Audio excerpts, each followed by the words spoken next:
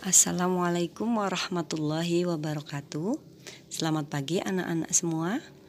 Apa kabar ini? Semoga kalian di rumah tetap sehat dan semangat. Hari ini kita akan belajar tentang tema 4, globalisasi. Subtema 3, globalisasi dan cinta tanah air. Muatan pembelajaran ada 3, yaitu Bahasa Indonesia, IPA, dan IPS.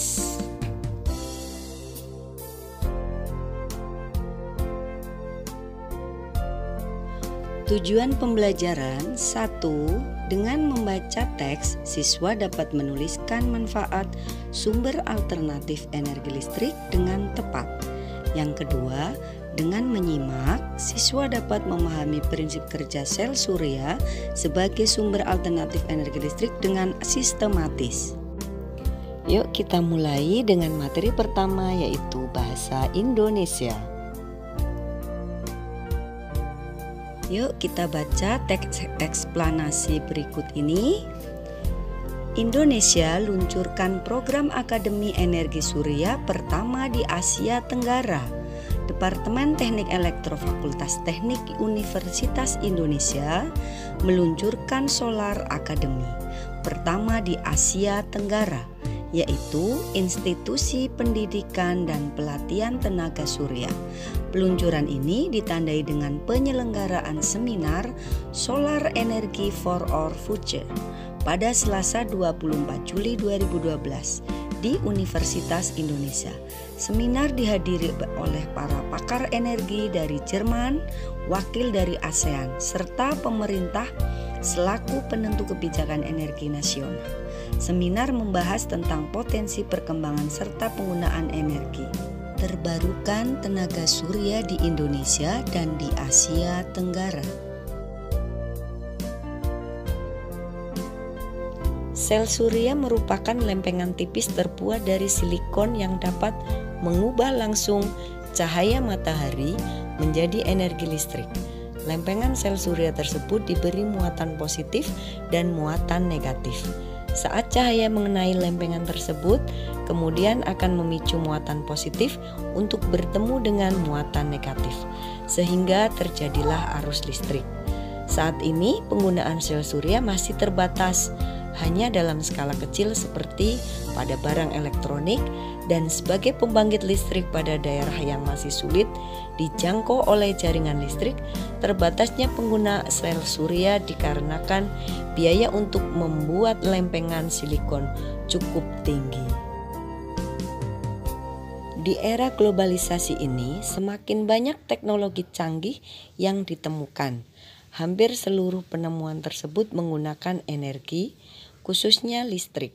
Namun, akhir-akhir ini pasokan listrik semakin sedikit akibat semakin menipisnya sumber energi untuk memproduksi listrik seperti minyak bumi, gas, batu bara, dan panas bumi.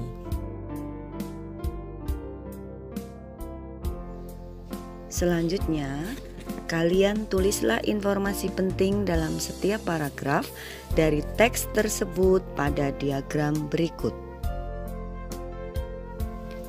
Materi selanjutnya yaitu MUPEL Ilmu Pengetahuan Sosial. Kerjasama Indonesia dengan negara-negara di Asia Tenggara di bidang sosial budaya di masa globalisasi. Bentuk kerjasama ilmu pengetahuan dan teknologi. 1. Pembentukan ASEAN COS. 2. Mendirikan organisasi SIMEO. 3. Mengadakan pertemuan ASEAN SCRIT. 4.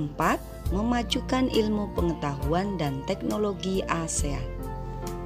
Peran Indonesia dalam hubungan kerjasama dengan negara di Asia Tenggara.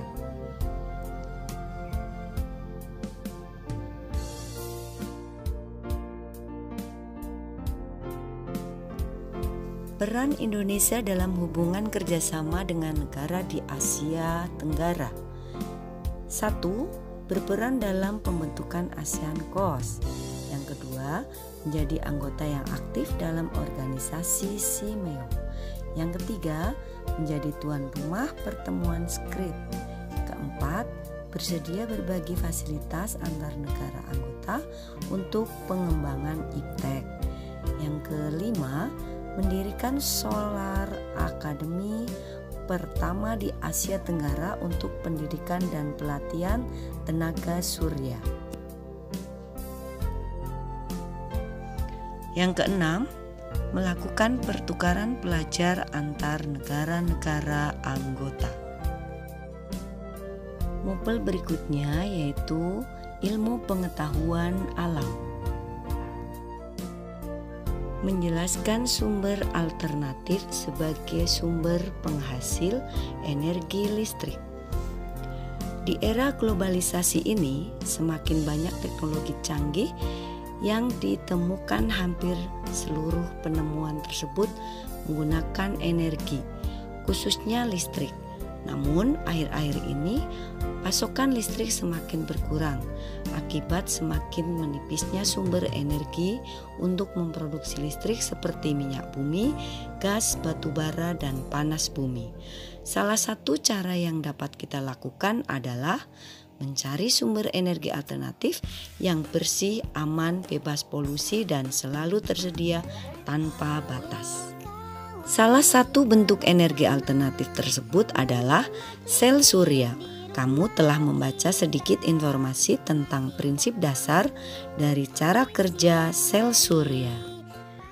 Kalian telah membaca sedikit informasi tentang prinsip dasar dari cara kerja sel surya. Sekarang amatilah cara kerja panel listrik tenaga surya berikut. Ketika panel surya terkena cahaya matahari, muatan positif dan negatif pada lempengan silikon panel surya akan bertemu. Hal ini kemudian menghasilkan energi listrik. Listrik dari panel surya akan mengalir menuju electric control system. Di dalam electric control system terdapat komponen berupa controller, baterai, dan inverter. Awalnya listrik yang menuju electric control system akan masuk ke controller untuk diatur tegangannya. Controller ini juga berfungsi untuk memutus arus listrik ketika baterai sudah penuh. Setelah dari controller, listrik kemudian disimpan pada baterai.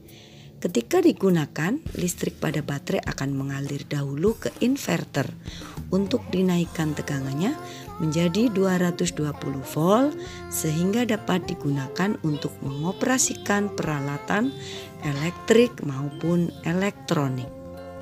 Kamu dapat menggunakan jenis-jenis buah atau umbi-umbian sebagai sumber alternatif energi listrik. Ayo, sekarang kalian lakukan percobaan berikut.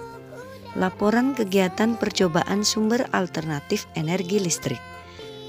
Kalian tulis nama percobaan, tujuan percobaan, alat dan bahan, langkah kerja, dan kesimpulan.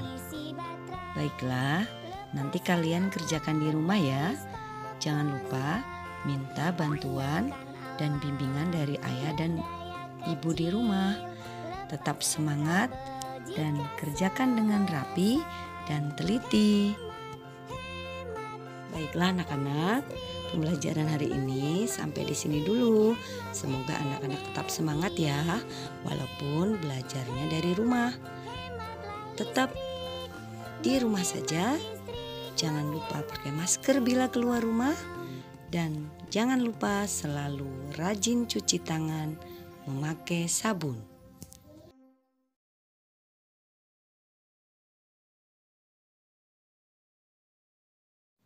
Demikian pembelajaran hari ini. Semoga kalian tetap semangat ya. Sampai bertemu lagi di pembelajaran hari esok. Sekian dan terima kasih. Wassalamualaikum warahmatullahi wabarakatuh.